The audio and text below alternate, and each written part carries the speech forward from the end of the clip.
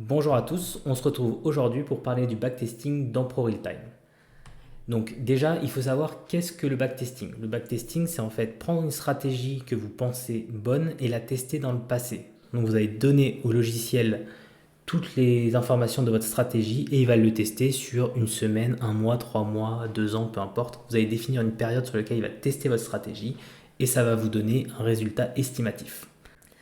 Avant de regarder en détail comment faire dans ProRealTime pour backtester votre stratégie, je vous invite à vous abonner à la chaîne, mettre des pouces bleus si les vidéos vous plaisent, commenter et partager avec ceux que ça pourrait intéresser. Alors, comment backtester dans ProRealTime? La première chose, c'est de faire apparaître l'option Backtest. Donc c'est cet indicateur ici, là, vous avez un petit bouton des indicateurs qu'il faut faire apparaître avec ce bouton en bas à droite. Vous cliquez ici et tout à droite, vous avez Pro Backtest et Trading automatique. Donc là, on va créer la stratégie. Donc vous arrivez ici sur votre fenêtre de configuration de votre stratégie. Donc vous lui donnez un titre, moi j'ai appelé ça moyenne mobile. Vous allez lui dire quand prendre des positions à l'achat, quand prendre des positions à découverte et comment gérer le risque, votre money management. Ici à droite, vous avez les options générales. Donc là, je suis sur le DAX 5 euros en time frame 1 minute et le courtier prend un point du spread. Je suis chez IG, c'est un point du spread. Donnons-lui une stratégie. Donc la première condition que je vais lui donner, c'est de lui dire il faut que ma moyenne mobile 20 soit supérieure à ma moyenne mobile 50. Ça, c'est la base pour moi de ma stratégie. Il faut qu'on soit aussi au niveau des moyennes mobiles. Ensuite, la deuxième chose qui est primordiale, il faut que le prix clôture au-dessus de la moyenne mobile 20. Hop, voilà. Donc vous voyez, ça s'affiche ici. Hein. Moi, ça me met IMIA 1 ou 2. En fait, c'est globalement ici que vous voyez si c'est 20 ou 50. Si je mets 2, vous voyez que ça devient 50.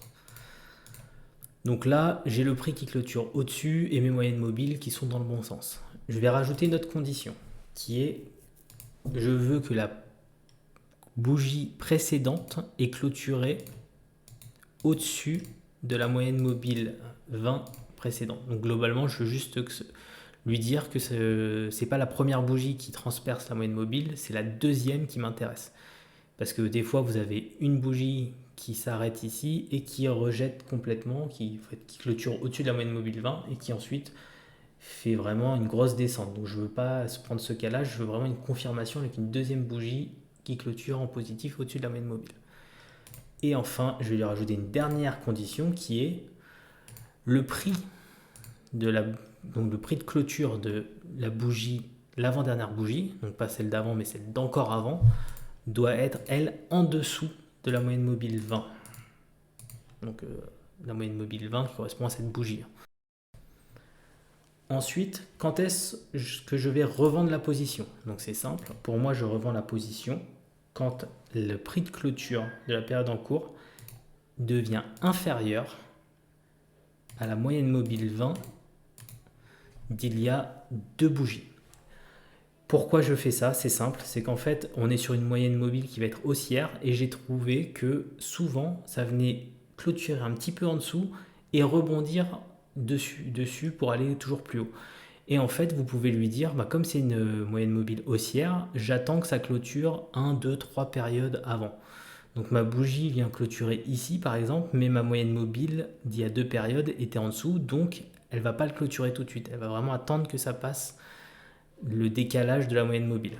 Donc si c'est pas clair, mettez-le moi dans le commentaire. J'ai senti que c'était pas l'explication la plus limpide possible, mais bon. C'est ma condition de sortie, à vous de trouver la vôtre. La deuxième condition de sortie, donc ça va être le stop et limite. Je vais passer la partie vente à découvert puisque je ne l'utilise pas. Mais vous pouvez mettre à la fois position acheteuse et vendeuse. Ça c'est vraiment comme vous le souhaitez. Les stops et les limites, vous pouvez mettre un stop, moi ce que je vais faire tout de suite, à 200 euros, je le mets en général. Vous pouvez mettre un target, donc si vous le mettez à 1000 euros par exemple, en euros, voilà, ça va vous calculer automatiquement votre risque ratio reward. Si vous voulez le mettre à 3, hop, voilà, ça va vous le mettre à 600. Je n'utilise pas les targets puisque je veux en fait qu'il aille chercher le plus loin possible les gains et qu'il coupe assez rapidement quand ça part dans le mauvais sens.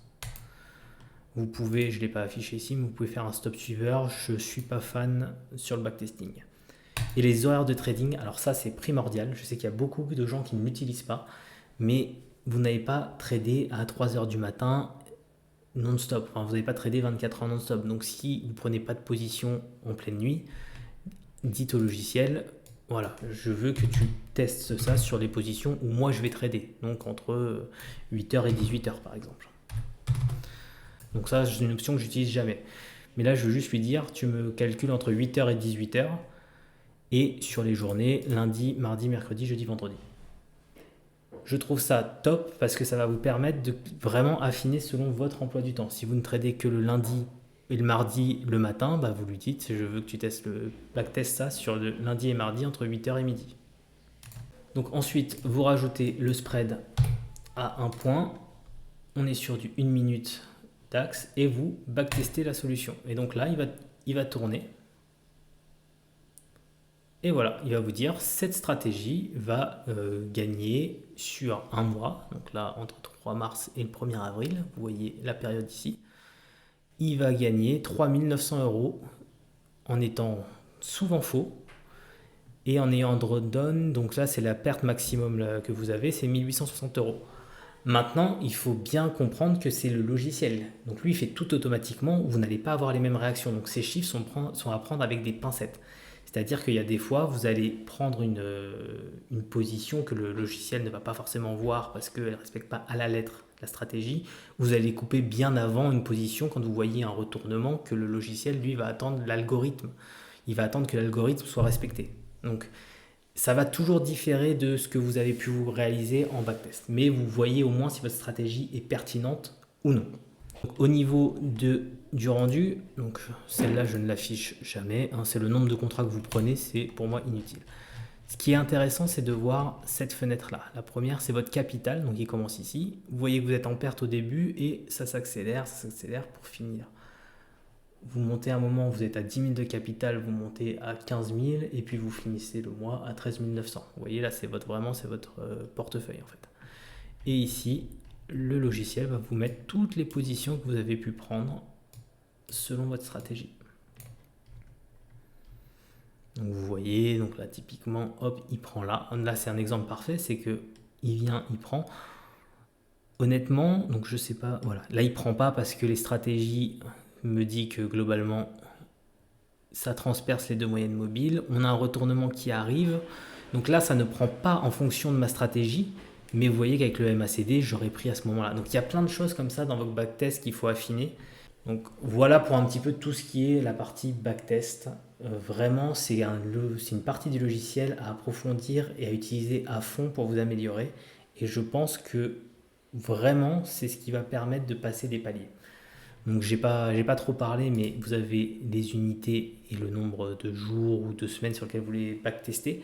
Moi, je fais tout en unités parce que ça bug quand j'utilise. Si je lui dis backtest sur un mois, ça va bugger. Et donc, il va me backtester sur un jour. Donc, à chaque fois, j'utilise les unités pour que ça fonctionne. Donc, en une minute, par exemple, si je prends sur une minute, ici, je lui dis teste le mois sur 15 minutes, et ben, il va recalculer tout seul. Voilà. Et donc, si vous avez un résultat, votre résultat, il va se mettre à jour. Donc voilà, entre le 7 janvier et le 1er avril, puisque j'ai gardé 30 000 unités, ce qui me fait à peu près 4 mois, sur 3 mois, il va me calculer combien j'aurais fait sur 3 mois, sur du 15 minutes. Si je reprends sur du 1 minute, 30 000 unités, il va repartir sur du 1 mois. Donc vraiment, il y a énormément d'options sur cette partie backtest. Je vous invite à l'utiliser, à mettre des commentaires s'il y a des choses qui ne sont pas claires et à vraiment poser vos questions dans la partie commentaires. N'hésitez pas, je trouverais ça très intéressant si vous avez eu l'occasion de l'utiliser, s'il y a des choses que j'ai omises dans cette vidéo. Il y a une partie développement que vous pouvez utiliser pour être un peu encore plus précis. Clairement, je vais vous faire un petit modifier. Partie programmation, donc là c'est du développement assez simple. Ça vous permet, moi la seule utilité que j'ai trouvé d'aller vraiment en détail là-dessus, c'est qu'en fait les conditions de sortie sont des conditions c'est-à-dire que pour sortir, si j'avais mis une deuxième condition, il m'aurait dit respecte cette première condition et cette deuxième condition. Si vous utilisez la partie programmation, vous pouvez dire respecte cette condition ou une autre. Par contre, si vous modifiez à un moment donné via la programmation, vous ne pouvez plus revenir sur la partie simplifiée. Vous pouvez tester un petit peu tout ça. Honnêtement, il y a vraiment pas mal de choses à dire. Je pourrais faire une vidéo d'1 heure dessus, mais je vais m'arrêter là. Je pense que c'est suffisamment long comme ça. Je vous dis à très bientôt. J'espère que la vidéo vous a plu. Et la semaine prochaine, je vous revois pour discuter du Stream Deck. Donc moi, j'avais acheté le Stream Deck pour trader. J'ai trouvé ça tout pourri et je vous explique pourquoi. À très bientôt.